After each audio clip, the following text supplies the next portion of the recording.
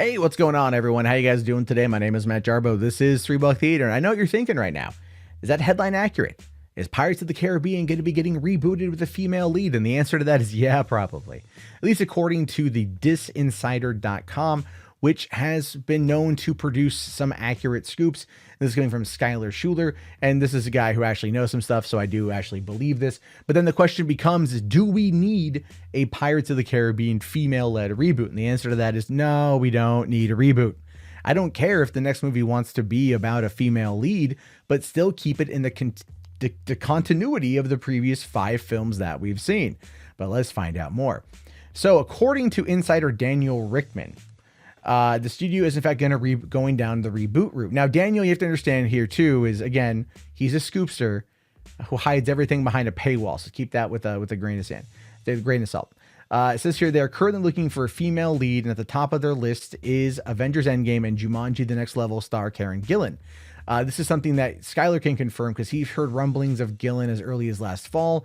As of now, it is unknown if the actress has had any formal talks with the studio, but the studio is definitely interested. And she's a fine actress, and I would like to see her in that kind of action adventure role. I think she would be like a more palpable Keira Knightley, the role that they wanted Keira Knightley to have in Pirates 1, 2, and 3, but just not Keira Knightley, who I think went a little bit too diva after the success of the first film. Now it says here that he also heard the studio is considering a woman of color for the role. Character and story details are being kept under wraps, though fan speculation will go wild now that her name has been mentioned.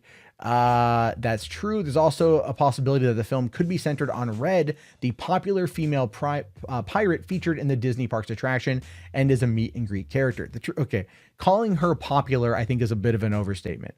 When they announced that they were putting Red in there and they were switching up that particular auction scene, a lot of people got very mad at that one. And once it came and went and the whole thing died down, no one really cared. I went on Pirates of the Caribbean last summer. I got to that part. I'm like, oh, okay, cool. And then I went on with the rest of my day. I had a good time on the ride. But we cannot sit there and say that Red is a popular character when there's really nothing anyone knows about her. So, and someone could argue, look, Captain Jack Sparrow, he's not interested. He wasn't in the ride before the movies. Now he's in the ride 3 different times. So, I mean, we could argue that there's that same thing. That obviously they built something around a new character, but tied it into the legacy of the ride. And that is to be fair as well. Now, this is when it gets into the interesting concept of what happened last year. So back in October, Disney tapped Chernobyl creator Craig Mazin and Ted Elliott, who wrote the previous pirate films, to find a new direction for the franchise. Jerry Bruckheimer and Chad Oman will also produce, but there hasn't been a director picked yet. They apparently have some names, but he's going to hold off on another scoop. The budget on this film is north of $100 million, and it's going to be made for a theatrical release, despite rumors of a Disney Plus series. And that makes sense. Disney right now is going to be kind of weighing which films are going to go to Disney Plus, which films are going to go theatrical. Something like Pirates, you put that theatrical because there is enough of a fan base there to warrant theatrical. Something like the live action Robin Hood or the live action Bambi going to Disney Plus, because those are such older films, it makes a lot of sense. It's like Dumbo's live action should have gone to Disney Plus if it was around at the time. It would have saved them a lot of embarrassment. Now, it does say here, though Depp's involvement has yet to be addressed by Disney, this is indeed a reboot, so it's unlikely he returns. Back in 2018, president of Walt Disney Studios Motion Picture Production, Sean Bailey, spoke with Hollywood Reporter regarding the reboot and avoided the question of Depp's involvement, saying, "We want to bring a new energy and vitality. I love the Pirates movies as part of the reason Paul and Rhett are so interesting is that they want to give it a kick in the pants, and that's what we've tasked them with." Now, what he's talking about there is Paul Wernick and Rhett Reese, the writers of Deadpool, Zombieland, and a few other films that were going to come in and tackle the reboot. They were only attached to the project for not a long period of time before they exited the project. So they're not even working on it anymore, and I don't quite know why Skylar here didn't put it in the article. But let's look at this now from the perspective of fans. Our fans, old school fans who've been enjoying the franchise for the last 17 years, because we're coming up on that with this July, are they going to be excited for a new rebooted Pirates of the Caribbean? The answer to that is no. No, they're not. Fans aren't going to want a female-led Pirates of the Caribbean movie. Nothing to do with a female-led. It's just a reboot. Nobody wants a reboot. At the end of the last movie, regardless of what you think about On Stranger Tides, or no, that was dead. That was Dead Men Tell No Tales. Whatever you think about the end of that movie, or that movie in whole, the end set up a teaser. They were able to undo the effects of Will becoming Davy Jones. He got to reunite with Elizabeth, hang out with his kid. But then Davy Jones himself came back, opening up then a whole line for whatever they could be doing next. The bigger problem with that movie was probably Johnny Depp as a whole, where it just felt like Captain Jack was maybe a little bit phoning it in. And it's possible now that Johnny Depp has humbled himself a little bit. I think he was more contractually obligated with the last couple Pirates of the Caribbean movies to kind of come on in and do that. And he may have just taken the paycheck. But in my mind, I still like him in the role.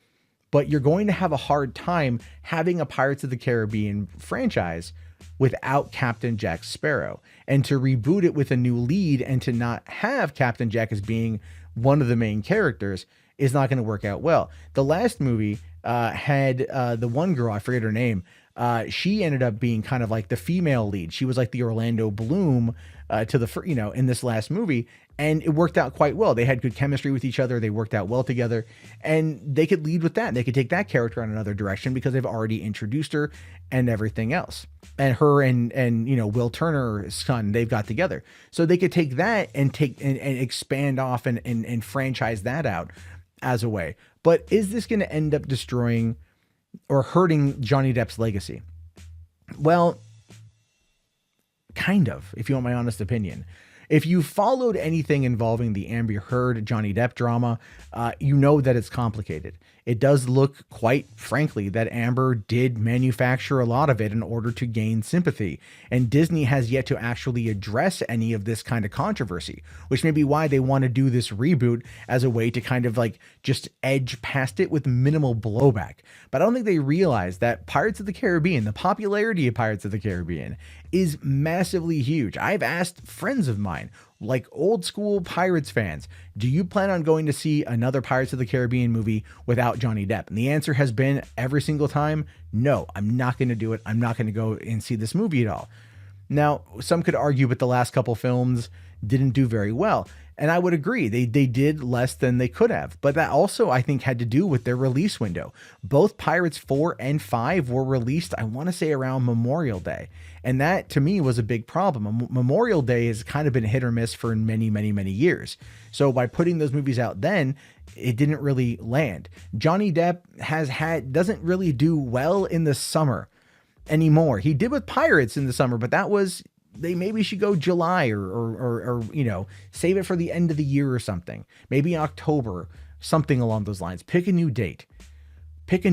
But what they need to do is they need to really focus on the script. They need to focus on rebuilding the Captain Jack character and really giving him a proper send-off. By just rebooting him now, it's not going to go over well with fans. Like I will go see it because I go see these movies, but I'm not going to sit there and be like, yeah, new Pirates. I mean, I'll watch a trailer, and if it wows me, it wows me. But I'm going to be sitting there like, where, yeah, you don't got no Johnny Depp, man.